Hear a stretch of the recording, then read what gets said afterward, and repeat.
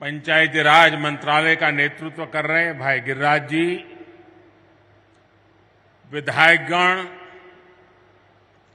सांसदगण, अन्य सभी महानुभाव और बड़ी संख्या में यहां पधारे मेरे प्यारे भाइयों और बहनों, रीवा की इस ऐतिहासिक धरती से मैं मां विंध्यवासिनी को प्रणाम करता हूं। ये धरती शूरवीरों की है, देश के लिए मर मिटने वालों की है।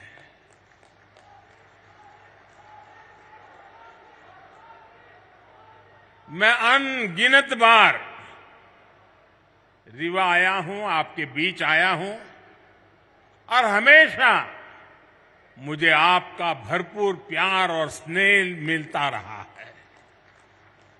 आज भी इतनी बड़ी संख्या में आप सभी लोग हमें आशीर्वाद देने आए हैं।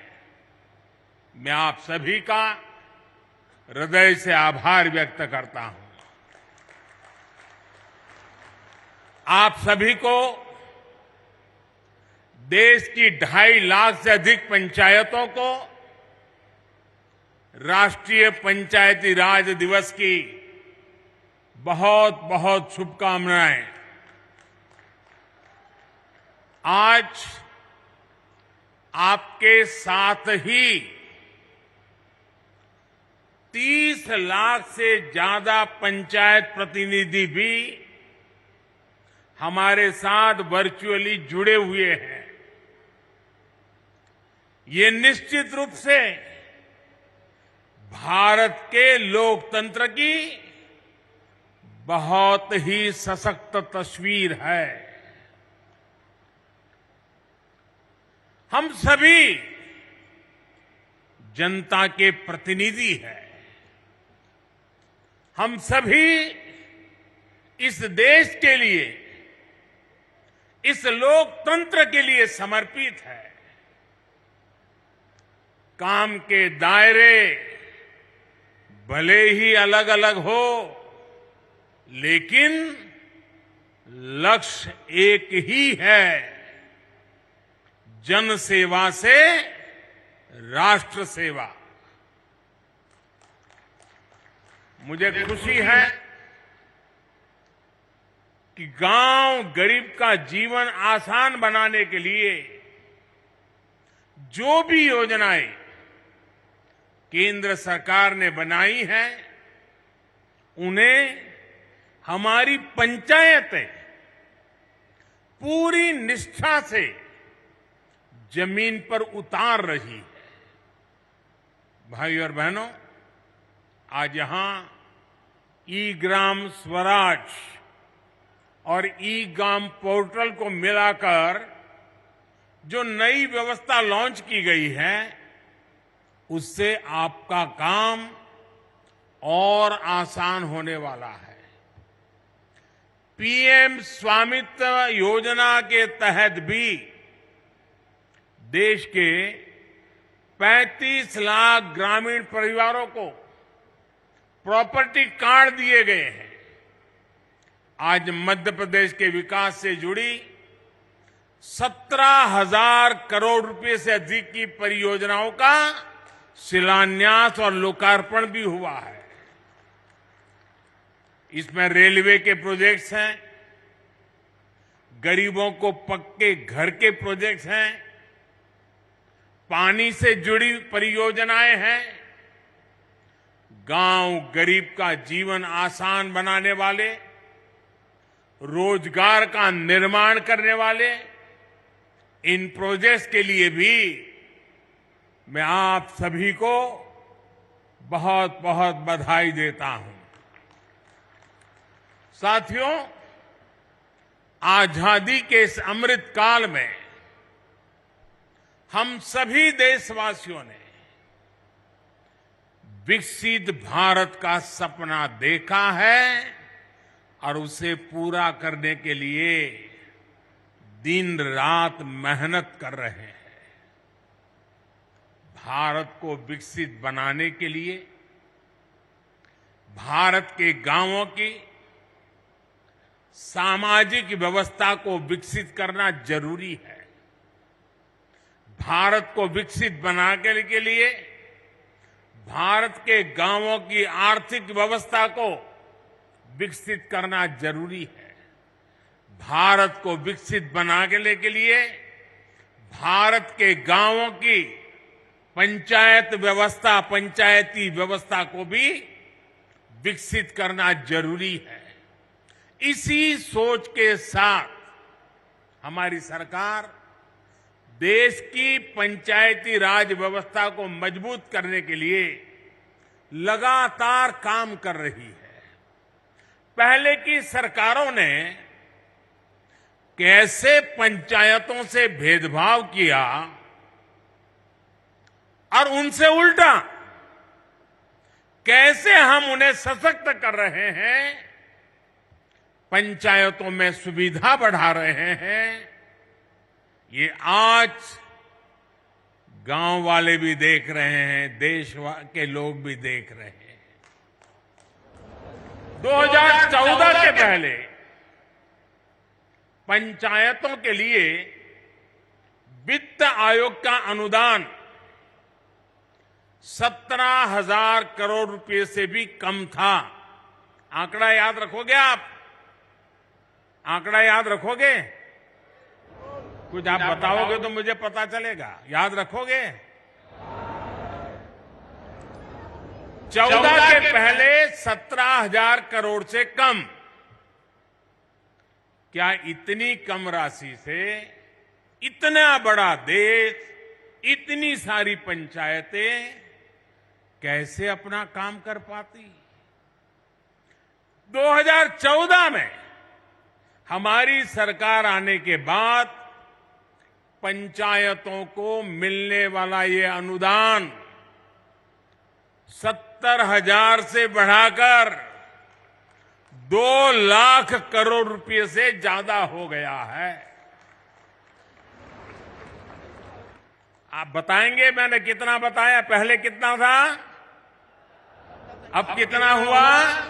चला जाए साहब। अब आप अंदाज लगा सकते हैं काम कैसे करते हैं। मैं आपको 2 और उदाहरण देता हूं। 2014 से पहले के 10 वर्षों में, मैं उन 10 साल की बात करता हूं, केंद्र सरकार की मदद से 6,000 के आसपास ही पंचायत भवन बनवाए गए थे। पूरे देश में करीब करीब 6,000 पंचायत घर बने थे।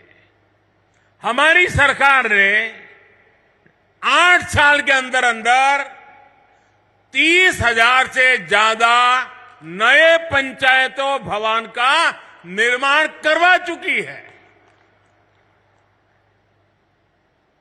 अब ये आंकड़ा भी बताएगा कि हम गांवों के लिए कितने समर्पित हैं। पहले की सरकार ने ग्राम पंचायतों तक ऑप्टिकल फाइबर पहुंचाने की योजना भी शुरू की थी, लेकिन उस योजना के तहत देश की 70 से भी कम, 100 भी नहीं, 70 से भी कम ग्राम पंचायतों को ऑप्टिकल फाइबर से जोड़ा गया था। वो भी शहर के बाहर जो नजदीक में पंचायत पड़ती थी वहां पर गए थे। ये हमारी सरकार है जो देश की 2 लाख से ज्यादा पंचायतों तक ऑप्टिकल फाइबर को ले गई है। फर्क साफ है दोस्तों। आजादी के बाद की सरकारों ने कैसे भारत की पंचायती राज व्यवस्था को ध्वस्त किया, मैं इसके विस्तार में नहीं जाना चाहता। जो व्यवस्था आजादी के भी सैकड़ों वर्ष, हजारों वर्षों पहले से थी, उसी पंचायती राज व्यवस्था पर आजादी के बाद भरोसा ही नहीं किया गया। पूज्य बापू कहते थे, भारत की आत्मा गांवों में बसती है, लेकिन कांग्रेस ने गांधी के विचारों को भी अनसुना कर दिया। 90 के दशक में पंचायती राज के नाम पर खानापूर्ति जरूर की गई, लेकिन फिर भी पंचायतों की तरफ वो ध्यान नहीं दिया गया जिसकी जरूरत थी। साथियों, 2014 के बाद से देश ने अपनी पंचायतों के सशक्तिकरण का बीड़ा उठाया है और आज इसके परिणाम नजर आ रहे हैं। आज भारत की पंचायतें गांवों के विकास की प्राणवायु बनकर उभर रही है। ग्राम पंचायतें गांव की आवश्यकता के अनुसार गांव का विकास करें, इसके लिए ग्राम पंचायत विकास योजना बनाकर काम किया जा रहा है। साथियों, हम पंचायतों की मदद से गांवों और शहरों के बीच की खाई को भी लगातार कम कर रहे हैं। डिजिटल क्रांति के इस दौर में अब पंचायतों को भी स्मार्ट बनाया जा रहा है। आज पंचायत स्तर पर योजनाएं बनाने से लेकर उन्हें लागू करने तक में टेक्नोलॉजी का भरपूर इस्तेमाल हो रहा है। जैसे आप लोग अमृत सरोवर पर इतना काम कर रहे हैं, इन अमृत सरोवरों के लिए जगह चुनने में, काम पूरा करने में हर स्तर पर टेक्नोलॉजी का खूब इस्तेमाल हुआ है। आज यहां ई Gram Swaraj jam integrated portal का शुभारंभ भी किया गया है। इससे पंचायतों के माध्यम से होने वाली खरीद की प्रक्रिया सरल और पारदर्शी बनेगी। इससे अब पंचायतों को कम कीमत में सामान मिलेगा और स्थानीय छोटे उद्योगों को भी अपना सामान बेचने का एक सशक्त माध्यम मिल जाएगा। दिव्यांगों के लिए ट्राइसिकल हो या बच्चों की पढ़ाई से जुड़ी चीजें, पंचायतों के सब सामान इस पोर्टल पर आसानी से मिलेगा। भाई और बहनों, आधुनिक टेक्नोलॉजी का एक और लाभ हम पीएम स्वामित्व योजना में भी देख रहे हैं।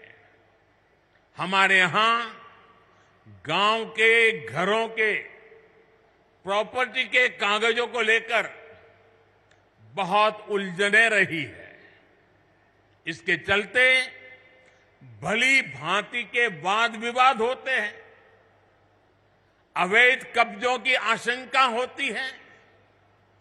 पीएम स्वामित्व योजना से अब ये सारी स्थितियां बदल रही है। आज गांव-गांव में ड्रोन टेक्नोलॉजी से सर्वे हो रहा है, मैप बन रहे हैं।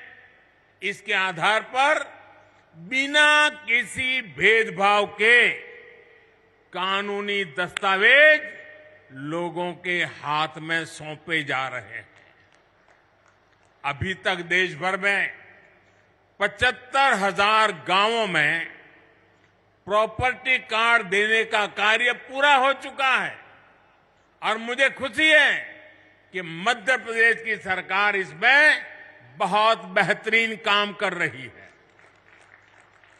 साथियों, मैं कई बार सोचता हूं कि छिंदवाड़ा के जिन लोगों पर आपने लंबे समय तक भरोसा किया, वो आपके विकास को लेकर, इस क्षेत्र के विकास को लेकर इतना उदासीन क्यों रहे?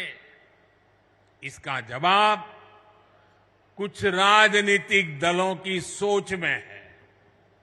आजादी के बाद जिस दल ने सबसे ज्यादा समय तक सरकार चलाई, उसने ही हमारे गांवों का भरोसा तोड़ दिया। गांव में रहने वाले लोग, गांव के स्कूल, गांव की सड़कें, गांव की बिजली, गांव में भंडारण के स्थान, गांव की अर्थव्यवस्था, कांग्रेस शासन के दौरान सबको सरकारी प्राथमिकताओं में सबसे निचले पायदान पर रखा गया। भाइयों और बहनों, देश की आधी से ज्यादा आबादी जिन गांवों में रहती है, उन गांवों के साथ इस तरह सौतेला व्यवहार करके देश आगे नहीं बढ़ सकता। इसलिए 2014 के बाद जब आपने हमें सेवा का अवसर दिया, तो हम गांव की अर्थव्यवस्था को, गांव में सुविधाओं को, गांव के लोगों के हितों को सर्वोच्च प्राथमिकता में ले आए हैं। उज्ज्वला योजना के तहत जो 10 करोड़ गैस कनेक्शन मिले, वो गांव के लोगों को ही तो मिले हैं। हमारी सरकार में गरीबों के जो देश भर में 4.25 करोड़ से भी अधिक घर बने हैं, उसमें से 3 करोड़ से अधिक घर गांव में ही तो बने हैं। और इसमें भी बड़ी बात यह है कि इन ज्यादातर घरों में मालिकाना हक हमारी बहनों, बेटियों, माताओं का भी है। हमारे यहां एक ऐसी ट्रेडिशन चली, घर हो तो पुरुष के नाम पर, दुकान हो पुरुष के नाम पर, गाड़ी हो पुरुष के नाम पर, खेत हो पुरुष के नाम पर, महिलाओं के नाम पर कुछ होता ही नहीं था। हमने ये रिवाज बदला है और मालिकाना हक हमारी माताएं, बहनें, बेटियां बने। साथियों, भाजपा की सरकार ने देश की करोड़ों महिलाओं को घर की मालकिन बनाया है। और आप जानते हैं, आज के समय में पीएम आवास का हर घर लाख रुपए से भी ज्यादा कीमत का होता है। यानी भाजपा ने देश में करोड़ों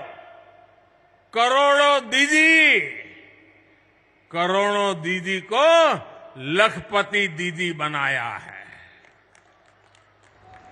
मैं इन सभी लखपति दीदियों को प्रणाम करता हूं। आप आशीर्वाद दीजिए कि देश में और कोटि दीदी भी लखपति बने, इसके लिए हम काम करते रहे। आज ही यहां 4 लाख लोगों का उनके अपने पक्के घर में गृह प्रवेश हुआ है। इसमें भी बहुत बड़ी संख्या में लखपति दीदी बन गई है। मैं सभी को बहुत बहुत बधाई देता हूं। साथियों, पीएम सौभाग्य योजना के तहत जिन 2.5 करोड़ घरों में बिजली पहुंची, उनमें से ज्यादातर गांव के ही घर हैं। गांव के रहने वाले मेरे भाई बहन हैं। गांव के लोगों के लिए हमारी सरकार ने हर घर जल योजना भी शुरू की है। सिर्फ 3-4 साल में इस योजना की वजह से देश के 9 करोड़ से अधिक ग्रामीण परिवारों को घर में नल से जल मिलने लगा है। यहां एमपी में भी गांव में रहने वाले सिर्फ 13 लाख परिवारों तक नल से जल पहुंचता था। पहले की बात करता हूं। आज एमपी के गांवों में करीब करीब 60 लाख घरों तक नल से जल पहुंचने लगा है। और आपका एक जिला तो 100% हो गया है। साथियों, हमारे गांव के लोगों का पहले देश के बैंकों पर अधिकार ही नहीं माना जाता था, बुला दिया गया था। गांव के ज्यादातर लोगों के पास ना बैंक खाते होते थे और ना ही उन्हें बैंकों से सुविधा मिलती थी। बैंक खाता ना होने की वजह से सरकार जो पैसा गरीबों के लिए भेजती थी वो भी बीच में ही लूट जाता था। हमारी सरकार ने इसे भी पूरी तरह बदल दिया है। हमने जनधन योजना चलाकर गांव के 40 करोड़ से ज्यादा लोगों के बैंक खाते खुलवाए। हमने इंडिया पोस्ट पेमेंट बैंक के माध्यम से पोस्ट ऑफिस का उपयोग करके गांवों तक बैंकों की पहुंच बढ़ाई। हमने लाखों बैंक मित्र बनाए, बैंक सखियों को प्रशिक्षित किया। आज इसका प्रभाव देश के हर गांव में नजर आ रहा है। देश के गांवों को जब बैंकों की ताकत मिली है तो खेती किसानी से लेकर व्यापार कारोबार तक सब में गांव के लोगों की मदद हो रही है। साथियों, पहले की सरकारों ने भारत के गांवों के साथ एक और बड़ा अन्याय किया था। पहले की सरकारें गांव के लिए पैसे खर्च करने से बचती थी। गांव अपने आप में कोई वोट बैंक तो था ही नहीं, इसलिए उन्हें नजरअंदाज किया जाता था। गांव के लोगों को बांटकर कई राजनीतिक दल अपनी दुकान चला रहे थे। भारतीय जनता पार्टी ने गांवों के साथ हो रहे इस अन्याय को भी समाप्त कर दिया है। हमारी सरकार ने गांवों के विकास के लिए भी तिजोरी खोल दी। आप देखिए, हर घर जल योजना पर 3.5 लाख करोड़ रुपए से ज्यादा खर्च किया जा रहा है। पीएम आवास योजना पर भी लाखों करोड़ रुपए खर्च किए जा रहे हैं। दशकों से अधिक अधूरी पड़ी सिंचाई परियोजनाओं को पूरा करने के लिए 1 लाख करोड़ रुपए खर्च किए जा रहे हैं। पीएम ग्रामीण सड़क योजना पर भी हजारों करोड़ रुपए खर्च किए जा रहे हैं। पीएम किसान सम्मान निधि के तहत भी सरकार ने करीब 2.5 लाख करोड़ रुपए सीधे किसानों के बैंक खातों में भेजे हैं। यहां एमपी के लगभग 90 लाख किसानों को भी 18,500 करोड़ रुपए इस योजना के तहत मिले हैं। इस निधि से रीवा के किसानों को भी करीब 500 करोड़ रुपया मिले हैं। हमारी सरकार ने जो एमएसपी बढ़ाई है उससे भी गांवों में हजारों करोड़ रुपए अतिरिक्त पहुंचे हैं। कोरोना के इस काल में पिछले 3 साल से हमारी सरकार गांव में रहने वाले गरीबों को मुफ्त राशन दे रही है। गरीब कल्याण की इस योजना पर भी 3 लाख करोड़ रुपए से अधिक खर्च किए जा रहे हैं। साथियों, जब गांव में विकास के इतने काम होते हैं, जब इतना सारा पैसा खर्च होता है, तो गांव में रोजगार के अवसर भी बनते हैं। गांव में रोजगार, स्वरोजगार को गति देने के लिए, गांव के लोगों को गांव में ही काम देने के लिए केंद्र सरकार मुद्रा योजना भी चला रही है। मुद्रा योजना के तहत लोगों को बीते वर्षों में 24 लाख करोड़ रुपए की मदद दी गई है। इससे गांवों में भी करोड़ों लोगों ने अपना रोजगार शुरू किया है। मुद्रा योजना की बहुत बड़ी लाभार्थी भी हमारी बहनें हैं, बेटियां हैं, माताएं हैं। हमारी सरकार की योजनाएं किस तरह गांव में महिला सशक्तिकरण कर रही है, गांव में महिलाओं को आर्थिक रूप से सशक्त कर रही है, उसकी चर्चा आज हर तरफ है। बीते 9 साल में 9 करोड़ महिलाएं सेल्फ हेल्प ग्रुप में शामिल हुई है। यहां मध्य प्रदेश में भी 50 लाख से ज्यादा महिलाएं स्वयं सहायता समूह से जुड़ी है। हमारी सरकार में हर स्वयं सहायता समूह को बिना बैंक गारंटी 20 लाख रुपए तक का ऋण दिया जा रहा है। कितने ही लघु उद्योगों की कमान अब महिलाएं ही संभाल रही है। यहां तो राज्य सरकार ने हर जिले में दीदी कैफे भी बनाया है। पिछले पंचायत चुनावों में सेल्फ हेल्प ग्रुप से जुड़ी करीब 17,000 बहनें पंचायत प्रतिनिधि के तौर पर चुनी गई है। ये अपने आप में बड़े गर्व की बात है। मैं मध्य प्रदेश की नारी शक्ति को इसके लिए फिर एक बार बहुत बहुत बधाई देता हूं। साथियों, आज यहां आजादी के अमृत महोत्सव में समावेशी विकास का अभियान भी शुरू हुआ है। ये विकसित भारत के निर्माण के लिए सबका प्रयास के भाव को सशक्त करने वाला है। विकसित भारत के लिए देश की हर पंचायत, हर संस्था का प्रतिनिधि, हर नागरिक, हम सबको जुटना होगा। ये तभी संभव है जब हर मूल सुविधा तेजी से 100% लाभार्थी तक पहुंचे, बिना किसी भेदभाव के पहुंचे। इसमें आप सभी पंचायत प्रतिनिधियों की भूमिका बहुत बड़ी है।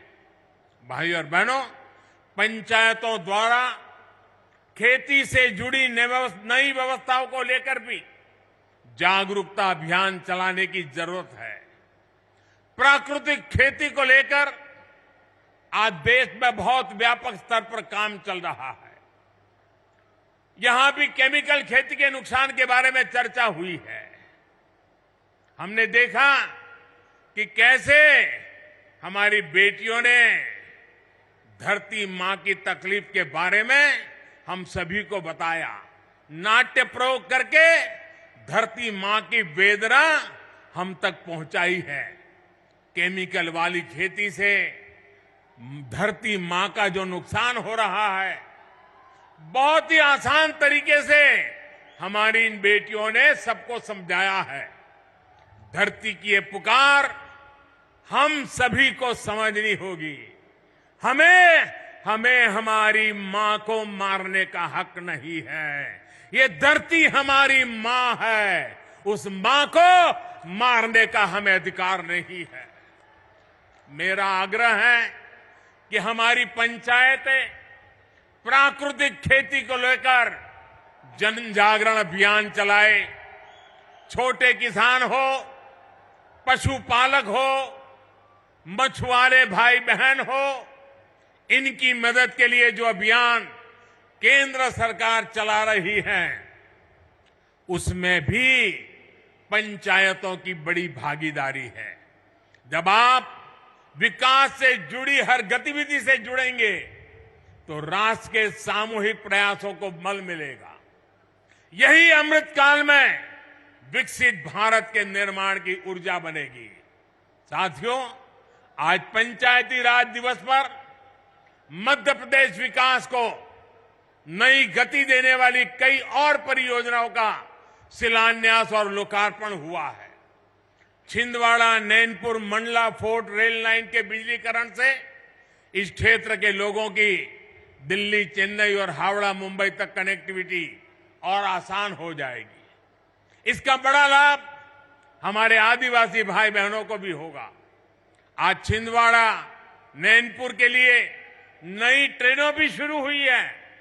इन नई ट्रेनों के चलने से कई कस्बे और गांव अपने जिला मुख्यालय छिंदवाड़ा, सिवनी से सीधे जुड़ जाएंगे। इन ट्रेनों की मदद से नागपुर और जबलपुर जाना भी आसान हो जाएगा। आज जो रीवा इतवारी छिंदवाड़ा नई ट्रेन चली है, उससे भी अब सिवनी और छिंदवाड़ा